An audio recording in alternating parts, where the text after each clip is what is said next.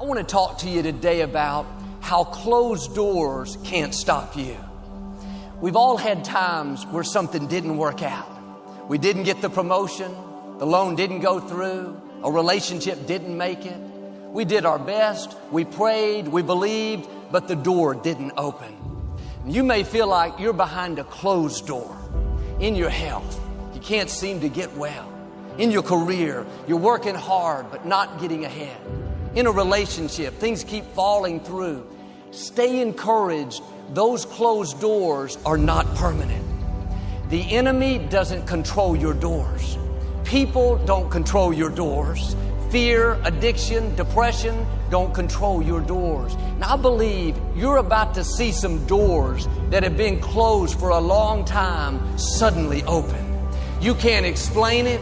You didn't see it coming, but suddenly your health improves. Suddenly you meet the right person.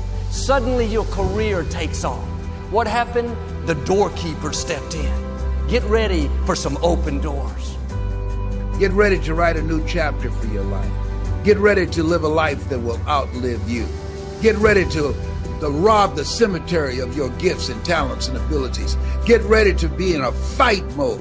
Life is a fight for territory. And once you stop fighting for what you want, what you don't want will automatically take over. Stuff's going to happen to you. Things are coming after you right now. Tragedies, hard times, sickness, pain, all kinds of things are coming after you right now, including blessings, including opportunities. To make your dreams become reality. To no longer dream them, but walk in them. You can't. 90%. You can be good. You can be good. You can be great. But you still won't get it all. I'm telling you. But when you become phenomenal, there's nothing you can't have, nothing you can't do, nothing you can't be. And I believe that you're in this room right now. I believe that we're in the same space right now. I believe we're all in this place together. Listen to me. I believe that we're all in this place together because all of us hate average. None of us want to be good. And for those of us who've reached greatness, we have a desire to push past greatness and see what phenomenal looks like. So I need everybody in the room, when you think about your goal and you think about your dream, I need you to understand, as I said to my wife in that hospital room, I will, I must. And you want to take advantage of the opportunity and the lifetime of the opportunity. Make a move for you. Make a move for your dream. Make a move for a better future. Don't sit there watching and wasting time looking at Netflix and all that other foolishness out there. A friend of mine said, oh, man, I got 500 channels on my TV. Who's got time to watch 500 channels? Herein my Father glorified that ye bear much fruit. Excuse me? No. Watching garbage day in and day out. How do you expect things to get better for you? People say, oh, garbage in, garbage out. That's a lie. Garbage in, garbage stays. It makes you unproductive. It makes you cynical. You get in a depressed state of mind. That's not real. Garbage in, garbage stays, and it shows up in your attitude, in your behavior. It blurs your vision of what's possible for you. It's a distraction. My son John Leslie was right. People pay more attention to their distractions than their destiny. You have a destiny. There's something, there's a work, there's a greater work that you're supposed to do. These things ye shall do, and greater things shall you do. In fact, you are here to do the greater things. And if you don't know that, ask somebody. Watch people who are doing the greater work and get around them and learn from them. That's what time we're here. That's the purpose. Not here just to have a good time. Yeah, you can have a good time. I have a ball. I enjoy every day. When they come to see my ashes, they'll see me smiling from the ashes.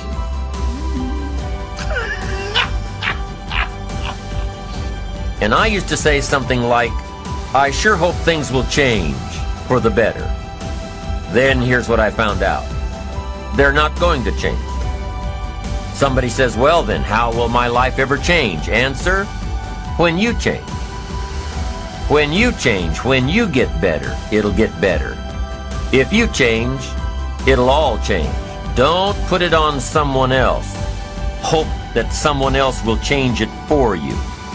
Take responsibility for yourself. Take personal responsibility.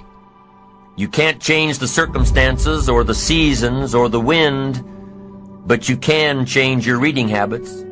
You can change whether or not you go for the skills, burn the midnight oil, turn yourself around, multiply your value by 2, 3, 5, 10. That you've got charge of. That you have control of. You don't have control of the constellations, but you've got control over whether or not you go to night school, take adult classes, learn some new skills. You have control over that.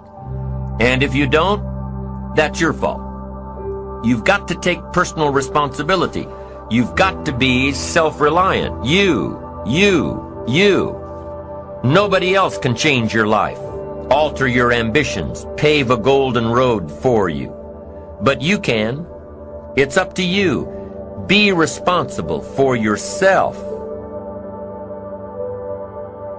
You're okay the way you are. That's what we tell young people. Oh, you're okay the way you are. It's like, and there's nothing worse than you can tell someone who's young than that, especially if they're miserable.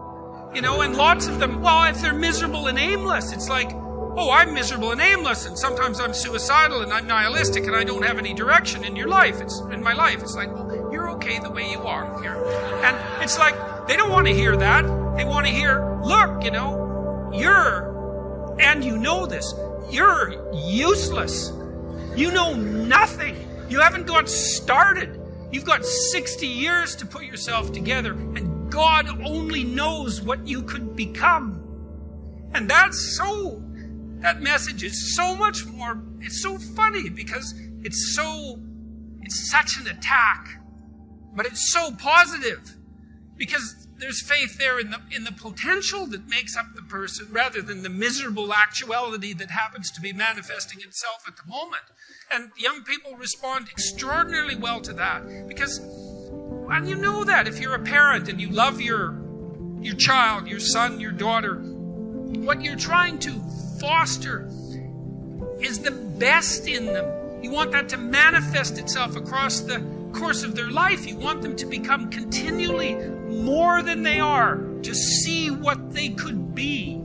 And I think that's part of the great message of the West, is that that's the ethical requirement of individual being in the proper sense, is to constantly know that you're not what you could be, to take responsibility for that, and to commit yourself, like body and soul, to the attainment of that ideal. One day I began to realize how I was growing as a leader and the change that was happening within me. And I stopped asking the question, how long will it take? And I started asking the question, how far can I go? And everything changed that day. I realized that you can set goals and have 5-year goals, whatever. But I changed from a goal mindset to a growth mindset.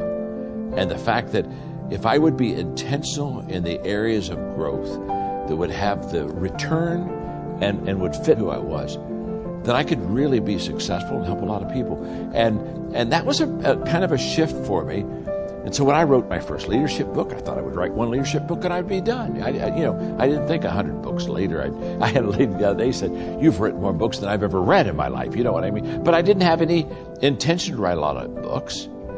But growth allows you to continue to expand yourself and your world until there's just, so much more that you know and so much more that you want to share. So, my journey has been really one of understanding that if I every day intentionally grow, the question is just how far can I go? And I don't know that answer. I'm still growing. I'm still moving towards that finish line. You're never, ever, ever, ever going to feel like doing the things you need to do in order to have what you want. You're always going to need to push yourself. You're always going to need to parent yourself.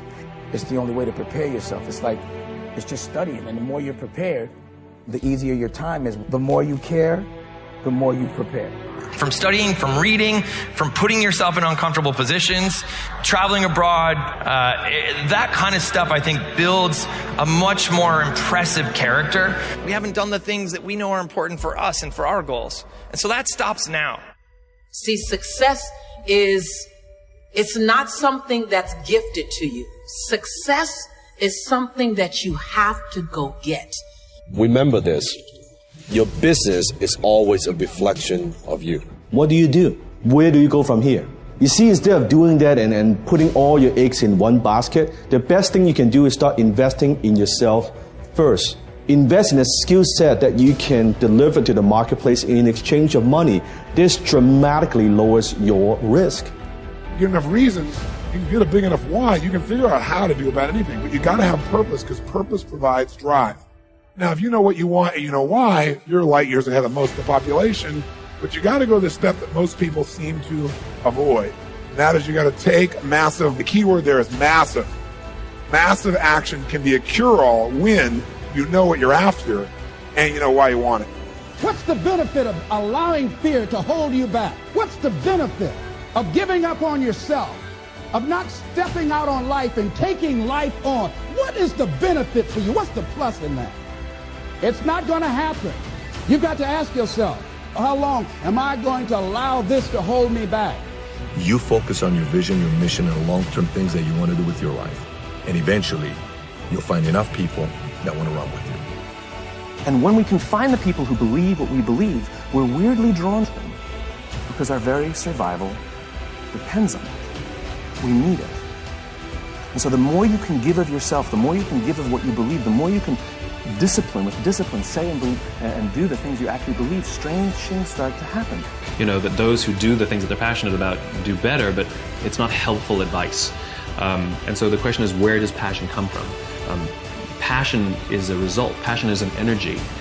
Passion is the feeling you have when you're engaged in something that you love. Passion is the feeling you have that you would probably do this for free, you know, and you can't believe somebody pays you to do it. So start practicing using programs for your mind. They can change your life. What idea are you sitting on? Write your ideas down. And then, once you get that idea, take the leap.